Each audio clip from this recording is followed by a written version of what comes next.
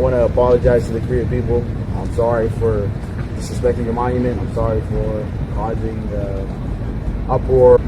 I don't know if you guys are going to forgive me. I'll probably never come back to Korea again. That guy's watching this for sure. Donald Trump, Marco Rubio, if you can see this, please free me. I'm stuck. I'm an American citizen. I see the State Department steps in because they got to do something at some point. My life is in danger, man. My life is in danger. I don't know exactly how this happened, but within 1 week, Johnny Somali went from dancing practically naked in the street, getting detained and arrested, threatening people with weapons, to doing a massive apology tour that just won't end. He did yet another interview, but this time he went further as he went back to the statue and apologized, another insincere apology. But what's really hilarious is that he was completely terrified when he was there. And on top of that, he did a desperate plea to Donald Trump. Without further ado, let's get started. We'll take a look at the footage of him apologizing to the statue, and then we'll take a look at the rest. This is what started it all. This is what started the Johnny Somali locked in Korea saga right here. You know, this is it. I do not want to touch it. There's a South Korean flag there. I don't even want to get near it. This is like radioactive to me. I literally don't even want to get next to that thing. Beg her for forgiveness. No, I don't even want to. Don't do anything that's disrespectful at all. Yeah, I don't want to do nothing bad to this. I just want you to talk to me, like, just tell me it like it's a story that I never heard before about the entire saga with the statues and stuff. I'm just making sure we're steady. Okay. Tell me the entire saga about the statues.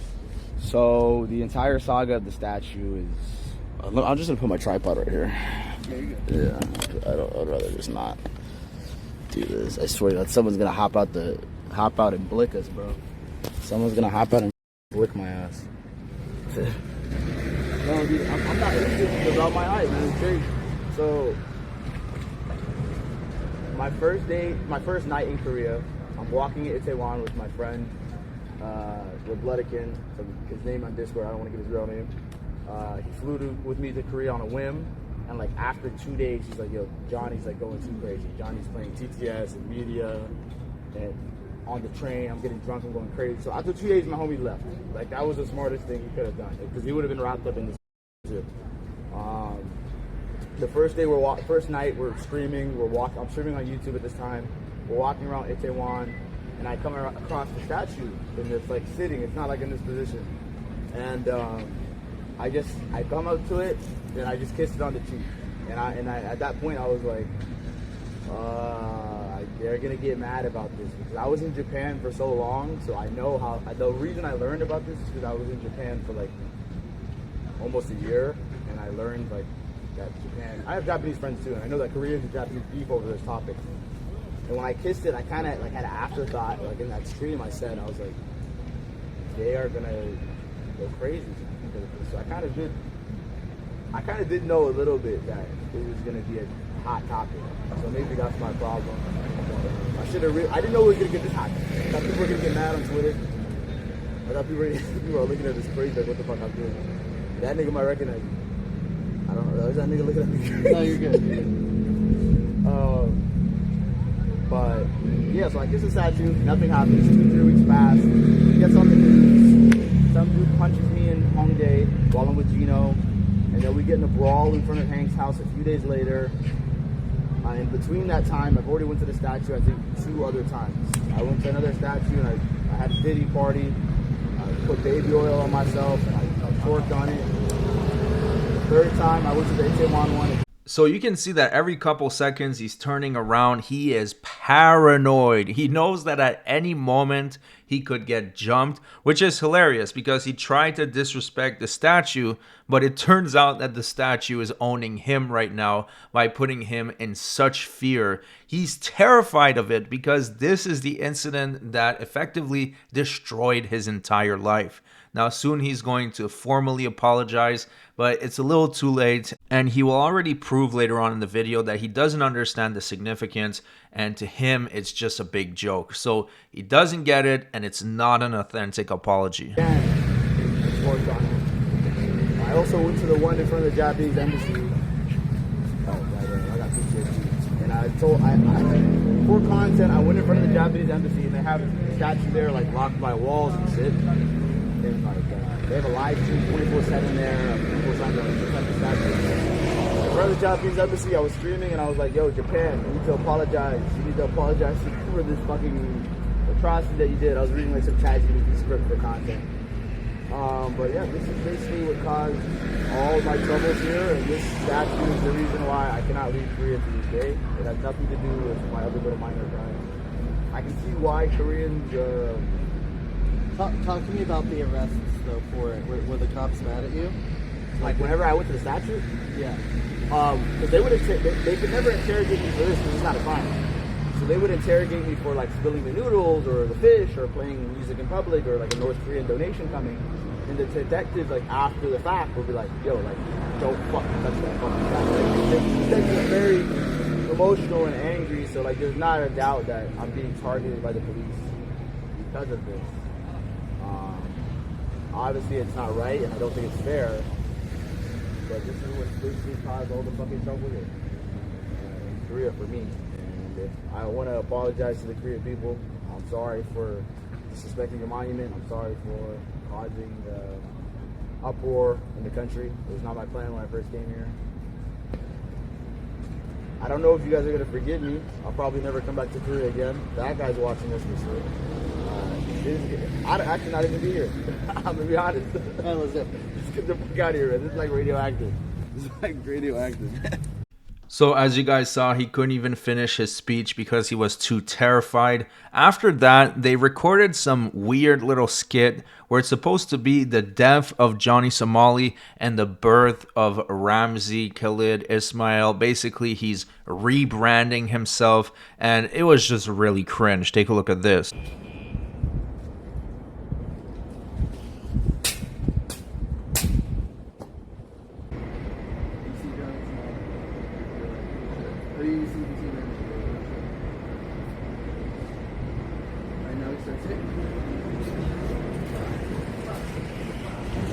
Yeah, I'm not too sure how that's supposed to help him, but in the next segment, he is pleading once again for the mercy of Donald Trump. He's naming other people that got saved by Donald Trump, and he really hopes that he's next on the list. I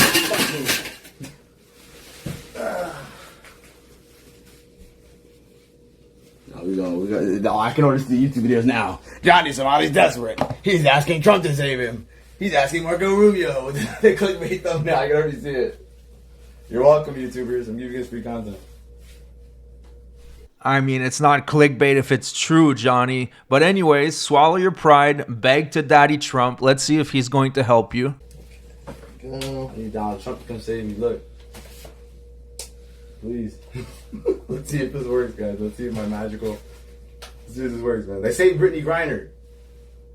They saved Brittany Griner. They saved A$AP Rocky out of Sweden, ASAP. They saved... whatever, one of the Ball brothers when he stole some sunglasses in China, you know. They need to free some. The thing is, is Johnny Somali. I don't think Trump wants to free somebody named Johnny Somali. I need to change my name to Johnny America or Johnny Jewish or Johnny Ashkenazi to be saved, I think. But look, Donald Trump, Marco Rubio, if you can see this, Barron Trump, I know you're tapped in with the internet. Please free me. I'm stuck. I'm an American citizen. I know the State Department, they talked to the Romanians. They got Andrew Tate and they got Tristan Tate out of lockup and travel ban in Romania. Please save, not Johnny Somali, Johnny Ramzi Ismail, the American. Please. Thank you so much. Please. Let me out of here. I want to come home, man. Let's see if they can. Hey. Let's see if the State Department steps in, because they got to do something at some point. My life is in danger, man. My life is in fucking danger. As you can see, they've attempted to kill me. They're attempting to jail me. It's not going to work. I believe in free speech. I believe I should be able to have freedom of expression. And I feel like they would free me if this was Russia. If this was fucking, you know what I mean? China, they might try to do some kind of deal. But because it's supposed to be our ally. This country, Korea, is supposed to be our fucking ally, guys. And no, my chat is saying we do again. We're not making any threats. But if Johnny Somali's not free, Donald Trump, I'm asking you to put a tariff on Samsung. I'm asking you to put a tariff on all these Korean companies, Hyundai, that are sending cars to America. Put up the tariff so they don't free Johnny Somali. Put up the tariffs. Do it. me put my shit in my bag and we'll go outside. All right, let's go. In the next segment, Johnny Somali says that he's going to sue Legal Mindset and that Thailand takes these defamation lawsuits very seriously. Take a look at this. Defamation is serious in Thailand, guys. It's a criminal. It's not civil in Thailand. If I go file a defamation charge on him, they will take his passport. They will. Like, Thailand doesn't play about defamation. I've seen foreigners in Thailand. Like, I saw these British TikTokers beefing in Thailand. They filed defamation on each other, and they're both like travel banned. You can get someone travel banned for defamation in Thailand. They don't play about that. You write a bad hotel review in Thailand, you can get defamation and travel ban. So they don't play about that. So imagine somebody going on live saying he's taking pills, he's taking drugs, he's doing this. He's like, bro, like, what are you talking about, bro? You're ridiculous. He's a terrorist. He needs to be caned. Somebody made a video saying I need to be caned. Like, what the f? Like that one guy that went to Singapore. Yeah, Johnny, I don't think you thought this through, because to sue Legal Mindset in Thailand, you would have to be able to leave South Korea. So obviously that's not going to happen. Now, moving on to the next clip, we have Johnny Somali, who just cannot empathize with how the South Korean people feel about the statue. To him, it's still just a piece of metal. That had like this is when the shit was at the top of the controversy. Thousands of people joined the X space, and my Korean, now my friend, at that point we weren't friends. He's like, you brought the Diddy party to Korea. You came and Diddy'd our statue. You put baby oil on our fucking Comfort Woman statue. Like, it's like unacceptable. Like, you can't do shit like that. And then I twerked on it, and that video of me twerking on it got played in the fucking Congress.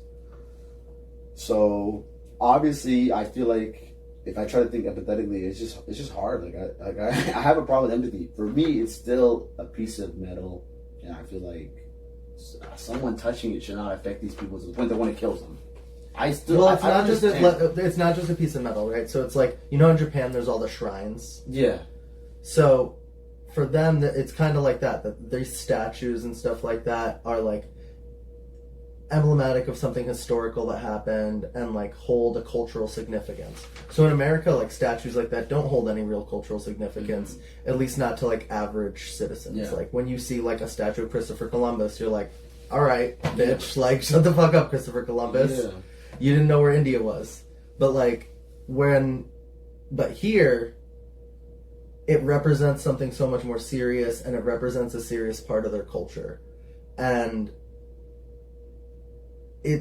I get that, like, on a certain level it's hard to like empathize or understand that, but like you've got to see how like that type of stuff in a big way is why people hate you so much, is because you're unable to see it from that perspective, and you're unable to say like, yeah, like I don't know, I just like, I wish that you could like dig a little deeper on that.